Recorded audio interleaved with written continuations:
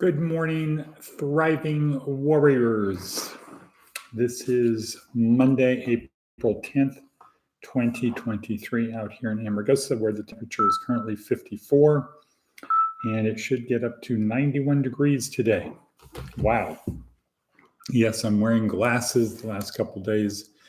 I guess the wind has finally gotten to me, so muzzle, muzzle.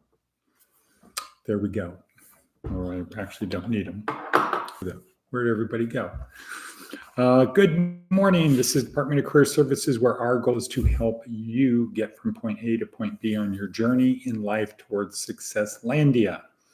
And we do it through a series of little things. Don't quite have the word for what those things are anymore. It used to be breadcrumbs, but our metaphor is on it being on a boat crossing over the ocean to somewhere else, crossing the ocean to go somewhere else, called Successlandia. Breadcrumbs don't really work. So how do we do it? Through these things, these not breadcrumbs. This is the first one, this podcast, but the real ones are down below in the description. Please subscribe, share, thumbs up, click on the bell, you know the thing. And so the first one is a link to our online course, Neuroscience-Oriented Approach to Success. We have links to the motivational video I watched to prepare for this, Jordan Peterson, short little video, Daily Stoic, short little video, Inc. magazine, a little thing on how to be a better employee, better person, Seth Godin, David Goggins, Jack Rowland, Baraka Church, our TED Talk. This is week 3, day 1. We'll talk about that later. The transcript of Seth Godin's blogs, which we probably will no longer read because of time. And, well, we will no longer read them for that reason.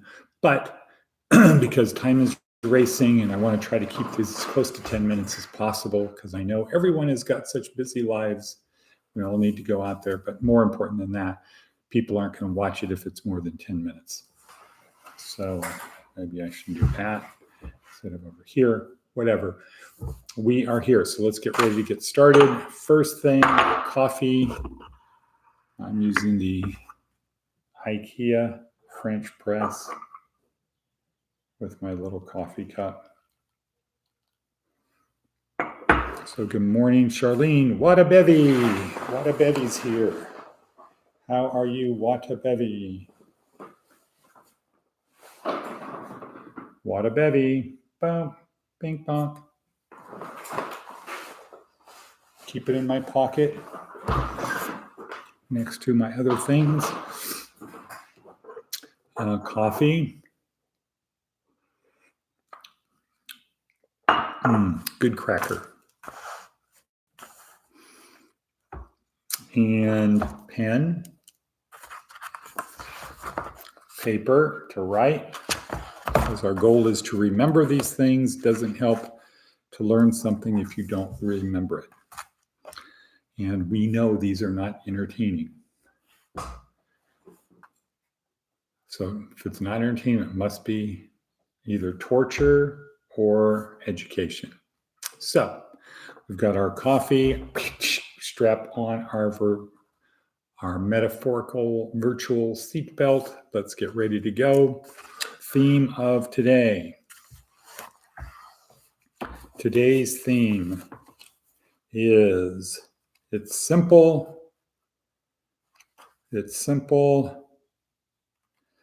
Be magnetized. Be magnetized towards something. It's simple.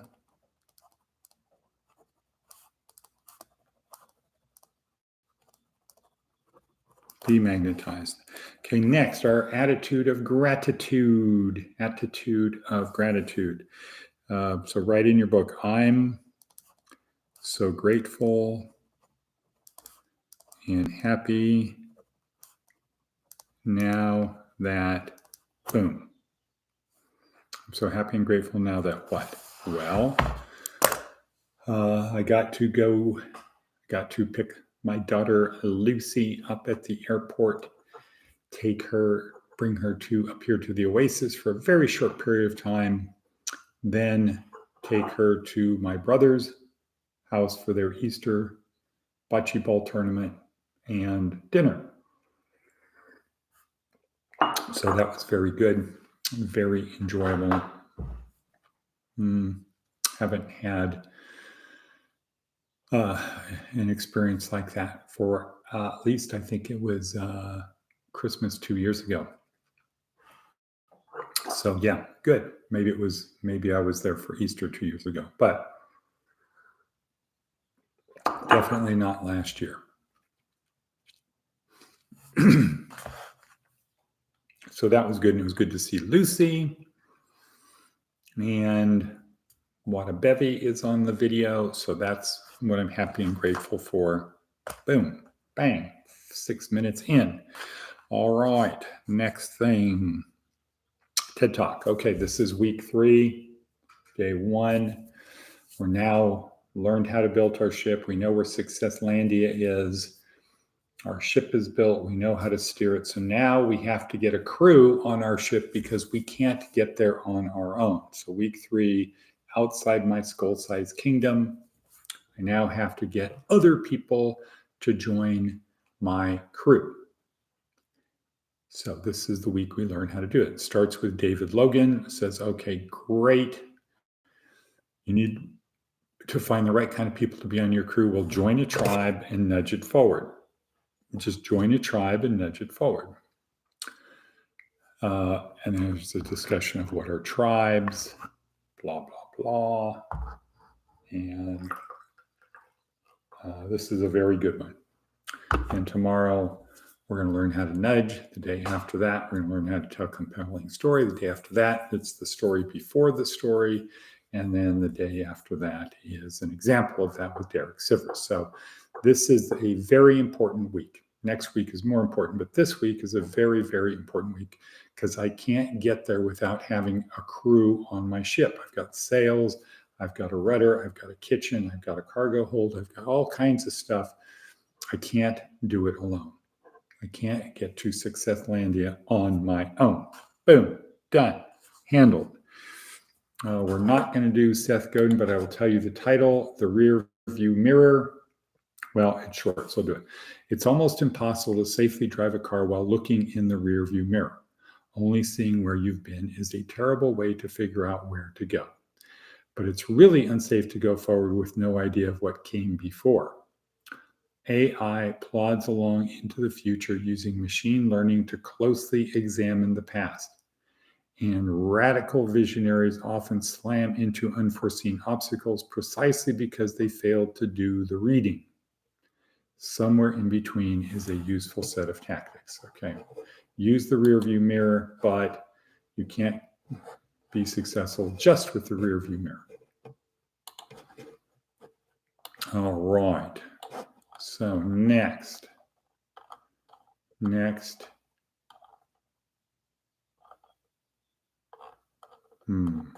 Okay. Next. Fable. The wolf and the lion. The wolf and the lion. A wolf had stolen a lamb and was carrying it off to his lair to eat it. But his plans were very much changed when he met a lion who, without making any excuses, took the lamb away from him.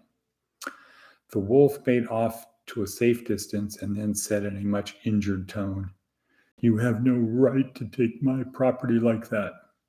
The lion looked back, but as the wolf was too far away to be taught a lesson without too much inconvenience, he said, "Your property?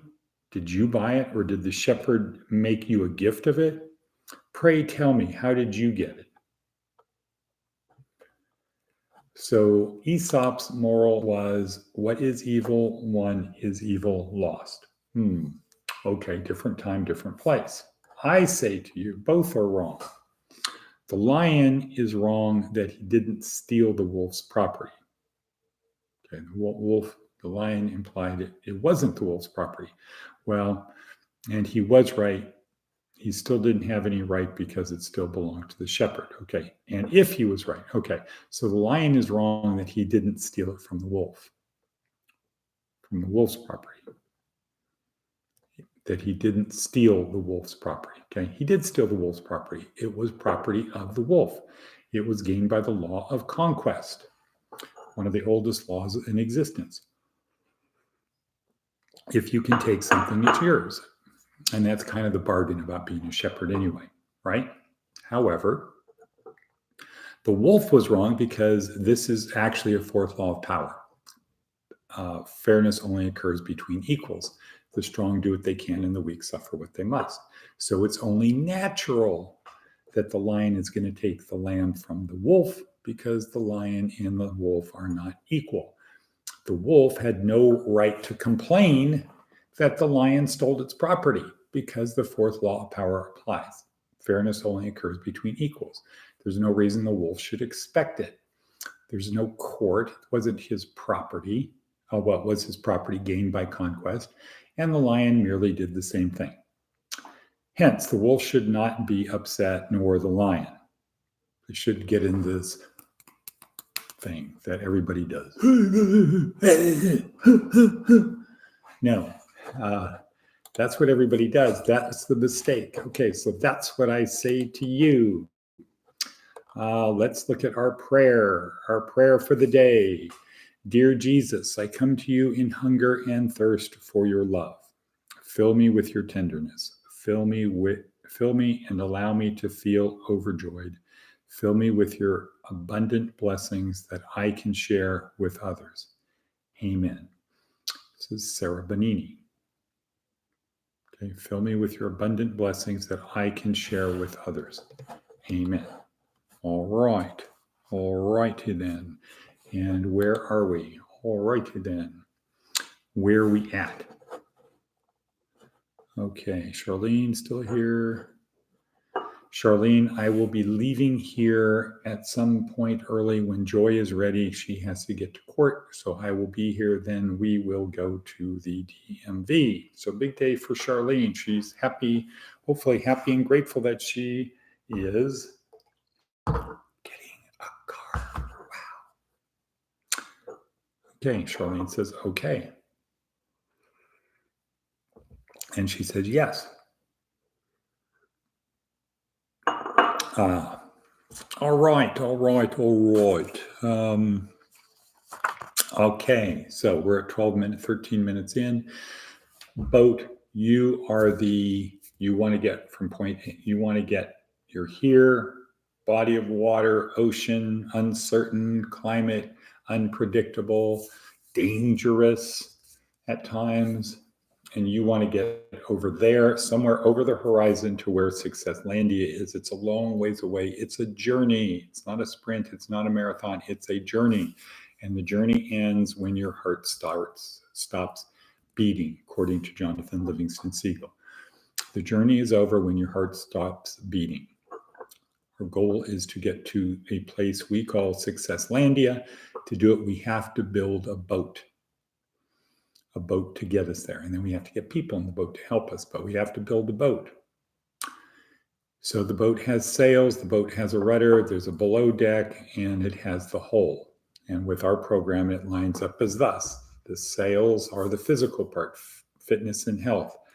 The rudder is the mental part, learning, remembering, communicating. The below deck, the galley, the beds, the cargo hold where we're going to put our treasure that we accumulate. The place that keeps us safe and warm and provides food so we don't have to live out on the deck exposed to the elements. The below deck is the emotional part.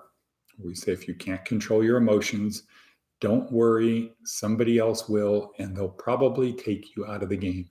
And the last part, the whole of the ship, is the spiritual part. It's the thing that actually protects us from the water, but it needs to be tough. It needs to be tight because the water and rocks and debris and other stuff are always trying to get inside the hole so that the ship sinks and we don't make it to Success Landia. Okay. And so the spiritual for us is the belief that Jesus is the Messiah. Father Spitzer has a great thing that Lucy gave the seal of approval to, that it met the scientific basis, which of course Spitzer is a scientific statistical kind of guy. And so well documented. We have this universe. If it is our universe, it was created by a being who obviously cared about us. And if he cared about us, he would not just have us live this brief instant in time, that this would be part of a thing that continued after death. And his Jesus Christ came down and gave us directions on how to best get to where we could/should be. Okay, so that's that. And we're at 1547 in. 2 breadcrumbs to go. Navy SEAL Maxim, Diana, are you still there? Boom, bang, on it. You want to get from point A to point B, act such that yesterday was the only easy day. Just push yourself a little bit more today. Drive one more nail into that ship, or stitch one more stitch in the sail or the ropes or something, or finding your crew member. Just do a little bit more today than yesterday. Keep that forward momentum going. Get comfortable being uncomfortable. Embrace the suck. All of the stuff that Charlene will usually put down on here.